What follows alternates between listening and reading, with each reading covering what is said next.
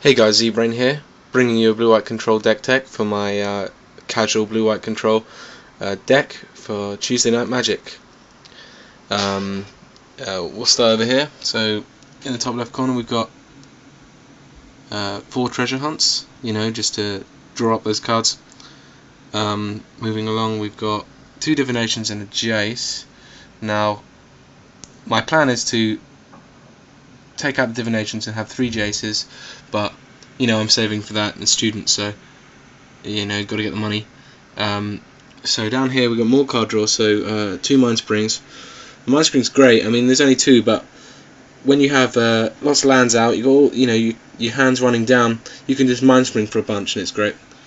So we'll move up here. So up here we've got 2 negates, for those counter spells. They're great. We got 3 essence scatters, for creatures in that. I mean, if you pay 2 mana and you counter, a Baneslayer or whatever creature they have, is it's the best trade-off. We've got 4 counter spells here, which you can't live without. 2 mana, 2 double blue counter target spell, cannot be beaten. Here we've got 3 Oblivion Rings, 1 Condemn. The Condemn is on its own because say they activate Creeping Tar Pit, condemn it, they lose a land and a guy, so that's great. Over here we've got 3 Dire Judgments, 1 Iona. Iona used to be the only creature in the deck, because this deck basically is built around locking down the board. Don't let your opponent do anything, and when you cast Iona, they're usually dead. I mean, this deck rarely actually kills people. The opponent usually concedes, because they haven't got a chance. Well, here's the land. Classic Sequin Coast, Sajari Refuge, Celestial Colonnade. The basic blue-white control land mana base.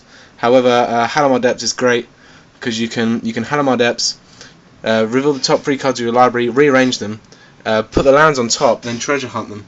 So if you get 2 lands and an action spell, you get to draw 3 cards for 2, and it's great. Coming down here we've got 4 Everflowing Chalices, which are great, for mana advantage. Most chalices in most decks are like 2 mana tap for 1, but often it's 4 mana tap for 2, 3 mana tap for 6. You got all this mana floating around. Usually just cast Iona, which is incredible. Down here we've got a Gideon. Now I'm going to get more Gideons.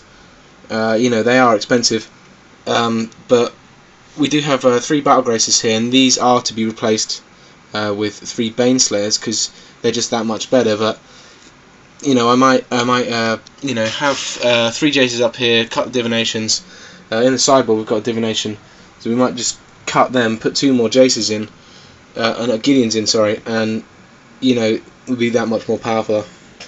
So that's basically the deck. And in the sideboard, obviously 4 Flash Freezes, playing those Jund matchups, playing, whatever, red or green coloured decks, great. But 1 more negate in here, just for, not spell decks and that. 2 divinations, as I mentioned before. We're going to probably cut 3 councils, no idea why they're in there, just counter spells, I suppose. Don't really know what to fill that with.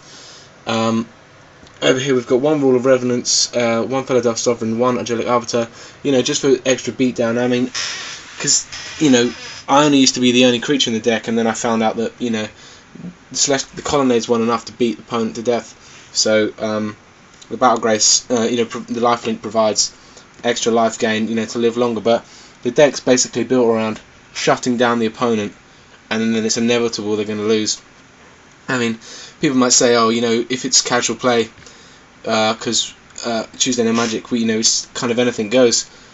Why haven't you got 4 Force of Wills? I mean, who can afford them? I mean, Jace, that could be Jace the Mind Sculptor, but who has the money these days? Anyway, that's the deck overview. I'll post all the cards in the description. Thanks, guys. See ya.